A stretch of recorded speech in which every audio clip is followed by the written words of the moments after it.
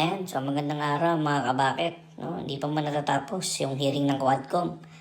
Eto, magkokomento na tayo tungkol dito sa pag-appear ni former Senator Sonny Trillanes at dun sa sinasabi niyang ebidensyang bitbit niya na magpapatunay na peke ang war on drugs sa panahon ng dating presidenteng Rodrigo Roa Duterte. Pakinggan natin. Of Senator Trillanes before we ask him questions.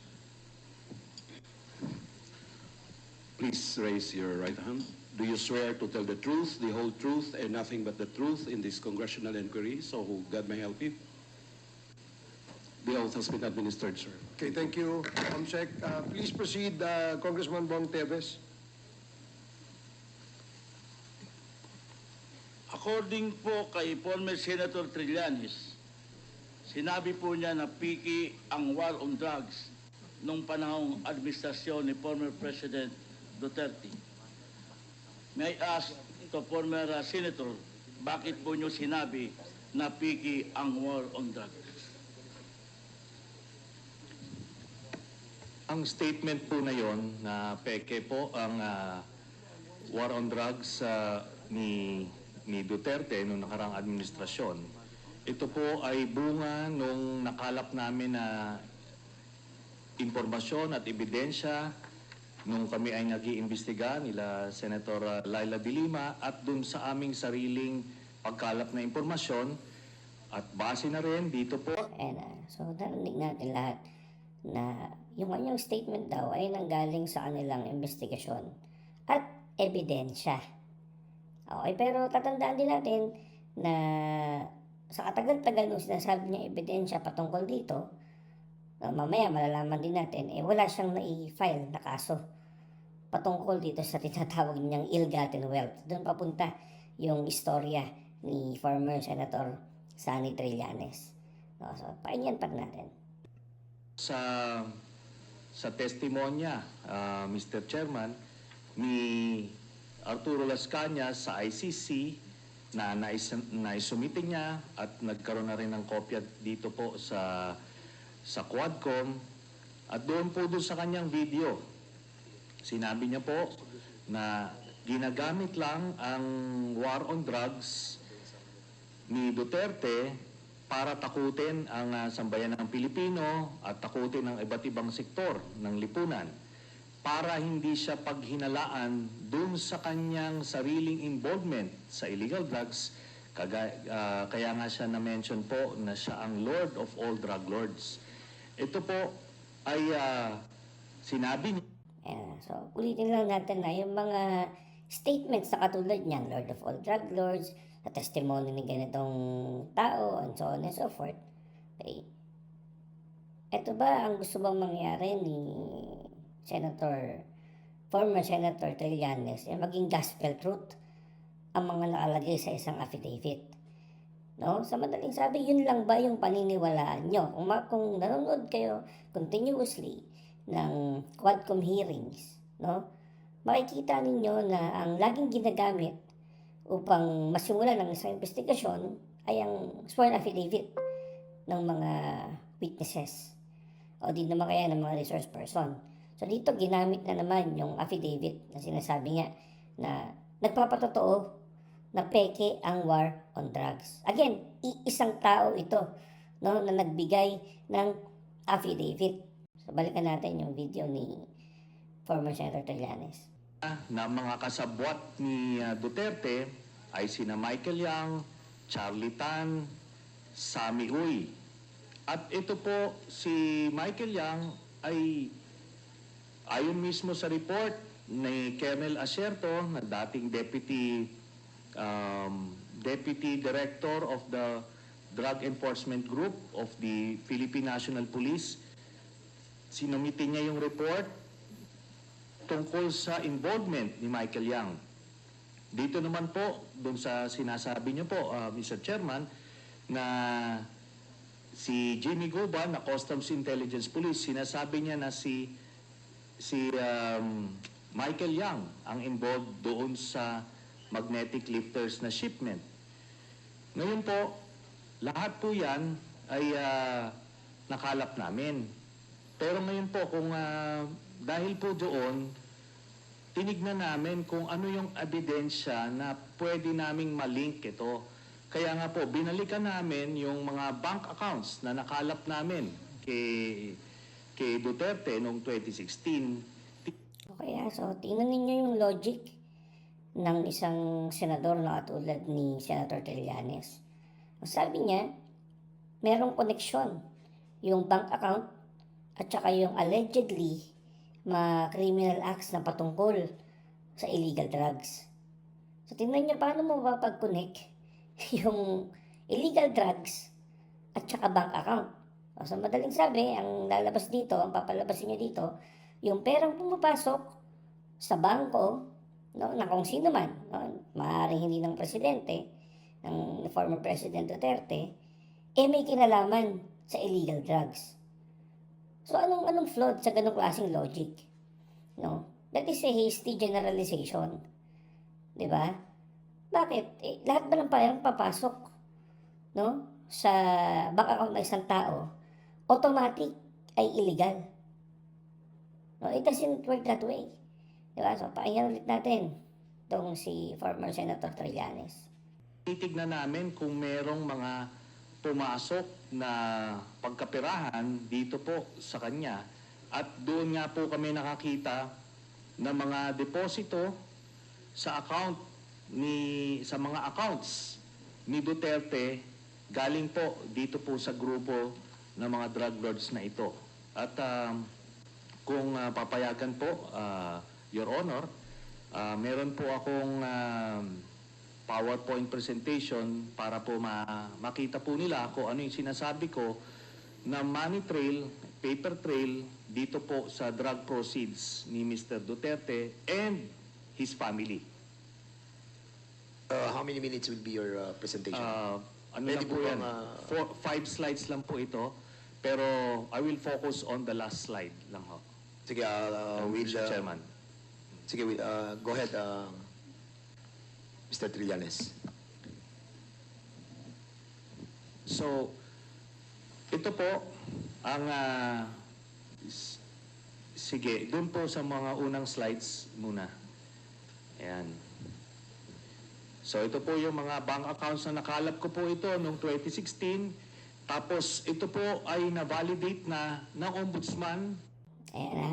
So nakita ninyo, ito daw yung mga bank accounts na nakuha yung 2016 at na-validate na ng Ombudsman.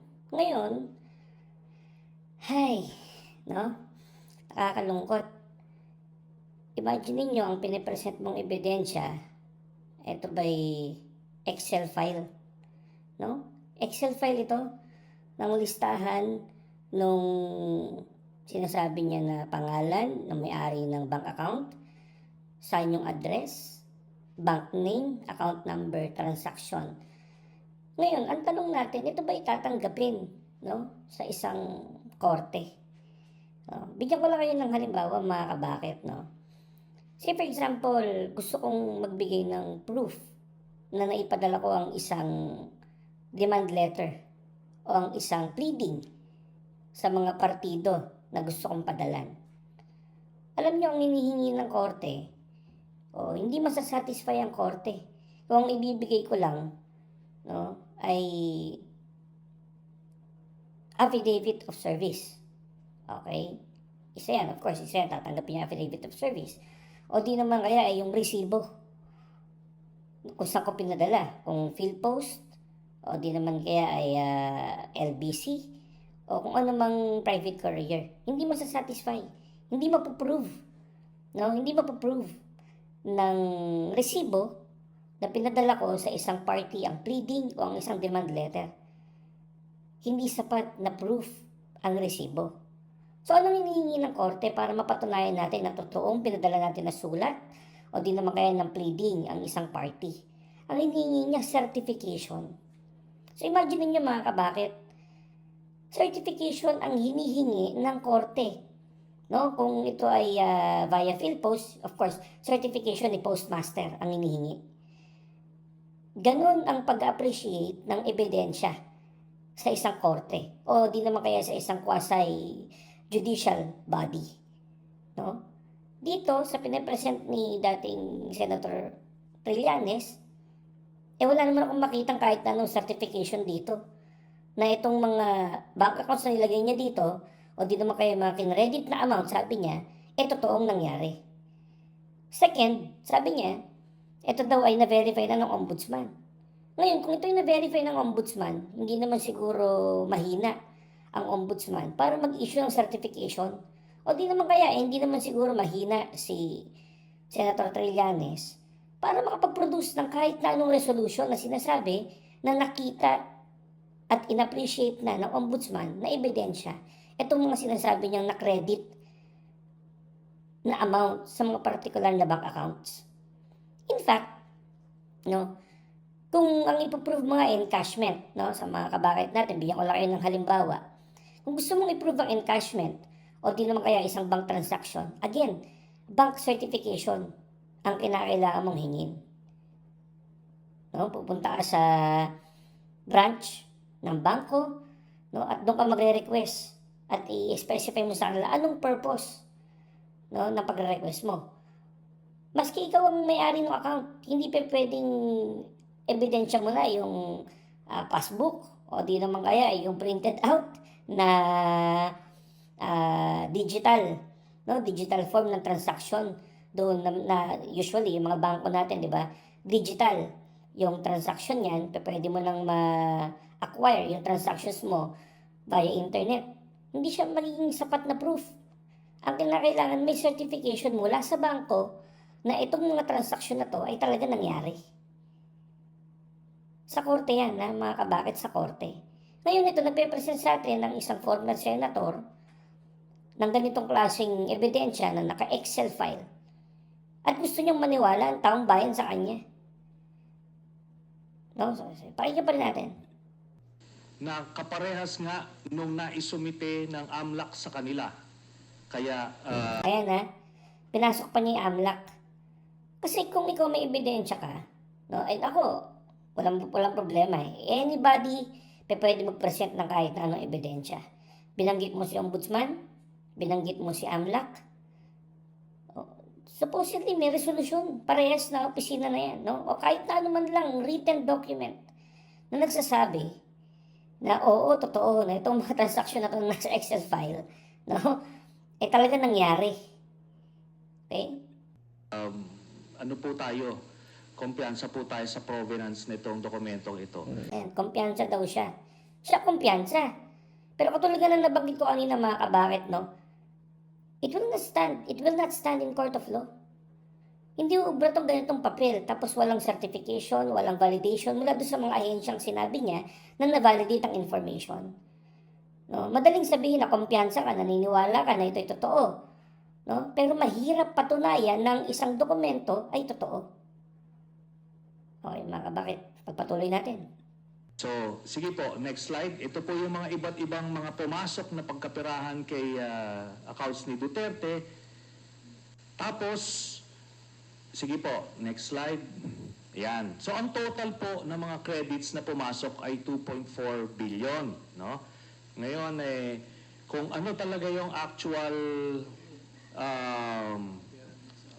total, malalaman po natin yan pagka binuksan po yung accounts. Narinig ninyo Dito sa papel, ang nakalagay na total, 2.4 billion. More or less, nandun naglalaro. Tapos ang sabi niya, malalaman natin ang totoong account o totoong total pag nabuksan ng mga bank account. Hay! Diba? So madaling sabi, ano ba talaga ang totoo? No? Yan tanong natin Akala ko ba alam mo na kung magkano ang total? Pero ngayon, ang hinihintay mo, mabuksan ng bank account. Hindi ba supposedly, kung nagkaroon ka ng access, kompleto, sa bank account na ganito kalaki, na sinasabi mo, allegedly, ay naglaunder ng pera, no, may money laundering, hindi ba dapat sure ka na dun sa total amount? Ang hirap naman kung makikinig sa'yo yung tao, sasabihin, Ito, rough estimate, ito yung nakuha niya, ito yung nanakaw niya. Gagana ba yun sa korte? Hindi rin siya gagana, mga kabakit. Diba? Hindi ka sure. No? Ang gusto mo pa, buksan ng bank account. Okay, pagpatuloy natin. Ngayon po ito, no? Ang pagkakamali po ni Mr. Duterte nung nagtatago siya ng pagkapirahan ay ginawa niyang joint account yung kanyang anak na si Vice President Sara Duterte. Kaya ito po ay alam po naman natin na exempted sa bank secrecy law ang impeachment. So, nakita niyo, mga kabakit, ha? 2016, wala pang Sara Duterte niyan. Wala pang Sara Duterte niyan. Ngayon, iba nang spin ng istorya. Sa bank account, ginawang joint. No? At kasama pa si Vice President Sara Duterte. No? So, nakakapagtaka kasi 2022 na ngayon. Kung sinasabi mo na nakalap mo to noong 2016, and in fact, this is only, ulit lang to ng mga binanggit niya noong 2016. Hindi natin maintindihan ba't kinakailangan mong ulitin yung isang bagay na hindi mapatunayan ng ilang taon na nakalipas. Diba? So ngayon, iba na yung istorya. Kasama na ngayon si Vice President Sara Duterte doon sa allegedly, no, na money laundering scheme. No, yung pera na mula sa illegal drugs. Pakinggan natin. So lalabas po yan lahat. Sige po, next slide. Ito po yung last So makikita nyo dito, no, binanggit niya rin pala kanina yung impeachment. So di natin alam kung ito ba ano yun, pagsiset ng imprimatur, no, para sa isang impeachment trial. Of course, against Vice President na ngayon lang naipasok at ngayon lang naisali dito sa sinasabing money laundering scheme. No? So kung titingnan natin, ayan, lumalabas yung mga pangalan nila dito. Ayan, may date ng October 25, 24. Pakinggan natin susunod yung sasabihin. no. Dito po, meron po ito pong mga transactions na ito. Meron pong kay Vice President Sara, meron po kay Duterte, meron po kay Baste Duterte, meron kay Pulong Duterte, at meron po kay Hanilet Abansenya. Ito pong mga ito ay mga manager's checks. Ayan, narinig nyo mga kabakit. Sabi ni former Senator Trillanes, ito pong mga to ay manager's check. Ang tanong ko lang, nasan yung manager's check? Nasan yung manager's check? No? Of course, we understand manager's check, good as cash. Diba?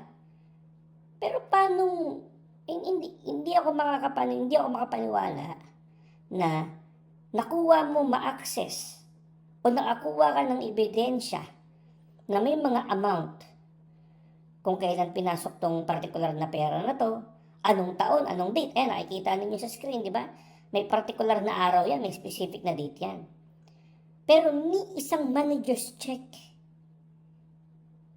hindi ka nakapag-produce. So, isipin nyo mga kabakit, Sabi ni former Senator Trillanes, etong mga to galing sa manager's check. Ipakita mo yung manager's check. Hindi mahirap yan. Kung nakapag-access ka ng ganito klaseng kalaking expose, di ba? Ganito kalalaking amount, hindi mahirap kumuha ng kopya ng manager's check. Mamaya, may sasabihin pa siya tungkol sa bangko.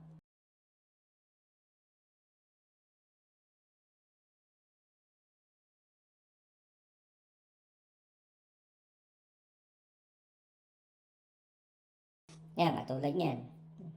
Ang origin daw nung account kung saan nanggaling tong allegedly itong mga pera na to ay isang individual. Ngayon, kung nakakita na kayo ng bank certification kasama yung transaction ninyo na ipoproduce ng bangko kapag kayo ay nag-request. Doon makikita ninyo lahat-lahat. Bank accounts, kaninong account to, anong branch ito. Imagine ninyo mga kabakit, kung itong ganitong klaseng papel, no, ay may hawak itong si former Senator Trillanes, napaka-imposible naman na wala siyang hawak na ni isang official transaction record mula sa bangko. Pakinggan natin. Ito po, ano ito? Siguro noong mga panahon na yan, 2011 to 2013, medyo kumpiyansa sila sa kanilang mga gawain, kaya may physical na checks, no? Pero after that, ano na, ang mga deposito diretso na sa account, so wala nang paper trail. Pero makikita natin dito, Tingnan niyo, sabi niya, diretso sa mga accounts, wala ng paper trail. Ba't mawawala ng paper trail? The moment na ang isang account ay magdeposito sa account ng ibang tao, may transaction record yun, Mr. Senator. No? Hindi pa pwedeng mawala ng paper trail yan. Mawawala ng paper trail kung pera, cold cash, niyang ibibigay sa isang tao, no, ang salapi at yung tao na yun ay itatago, hindi ilalagay sa bangko. Doon mawawalan ng paper trail. Pero ito, i-deposito mo yan diretso sa bangko ng isang individual, may paper trail yan. pattern po, Mr. Chairman. Nagdidibidendo yung drug lord dun sa pamilya nila Duterte tuwing October at April, no? Kaya sunod-sunod po yan. And by the way, makikita po natin si Vice President Sara, meron po siyang 2 checking in-encash dyan under her name. Ayan na, mga kabakit. Sabi niya, may isang check siyang in-encash. Tingnan niyo naman yung dokumento. Ano na nakalagay? Amount involved. Di ba? Kung merong encashment, kung nakakita na kayo na bank certification, hindi naman kayo transaction record officially coming from a bank, makikita ninyo. Kung 1 million yan, 1 million ng initial na balance, nag-withdraw ng 500 pesos, o di naman kaya nag-encash na 500,000 pesos, automatic, yung next na transaction, yung next na amount na makikita mo, nabawas na yung 500,000 na na-encash mo. Dito, ang nakalagay lang, amount involved. Okay, amount involved. Paano mo mapaprove na nag-encash? Manager's checks. Tapos ito po ay while she was mayor, no? Kaya yan ay direct bribery, no? Tapos Ayun, nagpasok na ulit siya. Direct bribery. Anong gamit? Itong ebidensya na to, amount involved? Pwede kong gawin to kahit kanino. Kahit, in-imagine niyo, kahit kanino, pwede mangyari to. Gawan yung pangalan mo, palta, no? Account owner, Juan de la Cruz. Date, October 25, 2011. Amount involved, 1 million pesos. Automatic, bribery yan. Mga kabakit. the illegal drug trade, ito po ang naging pruweba natin. Kaya nung Ulitin lang natin walang link na na-establish sa pagsasabi na may nagdeposito ng amount sa bangko mo, kaya automatic na galing ito sa drug trade. Walang logical conclusion o walang sapat na premises to come up with such conclusion. No? Basta may drug trade, pumasok yung pera sa'yo, automatic. Yung pera na yan galing sa drug trade. Hindi po ganun. No? Hindi po ganun ang paggawa ng inference o di naman kaya ng conclusion, no, mga kabakit. nung cross-match po namin yung dokumento na kuha namin at Yan, nakita nyo, kinross-match pa. Kinross-match pa. Ang dali niyan Saan mo ipepresenta yung pagko-cross-match? Dito na mismo, pakita mo. Diba? May 7,440,846.07. Pakita mo yung manager's check. Madali lang yun, mga kabakit, hindi yun mahirap. dito sa mga personalidad na minention po ni Arturo Las Cañas, na-confirm namin yung kanyang istorya. Nakita niyo po dyan, si Duterte, pareha sila ng amount na in-cash, no? Tapos, Ayan, sabi niya, makikita niyo po dyan sa dokumento na parehas daw ng amount na in-encash. Wala akong makitang kahit na ano sa dokumento na to na encashment. Kayo, may nakikita ba kayo? Wala akong makita. Nakalagay dito amount involved. 9 inad niya. Wala akong makitang encashment dito. Mr. Senator, di ko alam kung anong sinasabi mo. itong mga anak, sila Baste Duterte, ayan po, tagte 10 million every 6 months. Kay Pulong Duterte, meron din. Ngayon po, lahat ito ay hawak yan ng mga bangko mismo. Meron silang physical copy, meron silang soft copy netong mga sinasabi na ito. Kaya hindi po yan pwedeng i-deny lang kasi alam naman natin. Nakita ninyo.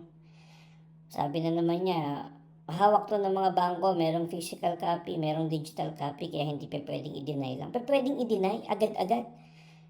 Walang nakalagay na encashment, walang nakalagay na nakadeposito mula kaninong account. Hindi siya nakapag-provide ng ebidensya patungkol doon. In-expect mo ba ang tao maniniwala? At intindihin natin mga kabakit, no? Binanggit ko lang kanina, kung sa inyo ito mangyari, ilagay lang yung pangalan ninyo dyan. Juan de la Cruz. Pero automatic, kakasuhan ka na. Dahil may malaking perang bumagsak sa'yo. No? In fact, ang bangko, pag naglagay yan pag meron nag-deposit siya ng malaking halaga, no? Nakalimutan ko lang yung threshold. I will check on that. Pag may nag-deposit siya ng malaking halaga, tatawag agad ng bangko sa'yo. Tatanungin. No? Saan mo nakuha o saan ang galing yung ganong klaseng kalaking deposito? No? Kasi nag-trigger yon ng alert sa isang bangko. Yan, possibly, nanggaling sa mga identified crimes, no? Involving money laundering, yung pera na yun. Kaya tatawagan ka agad ng bangko.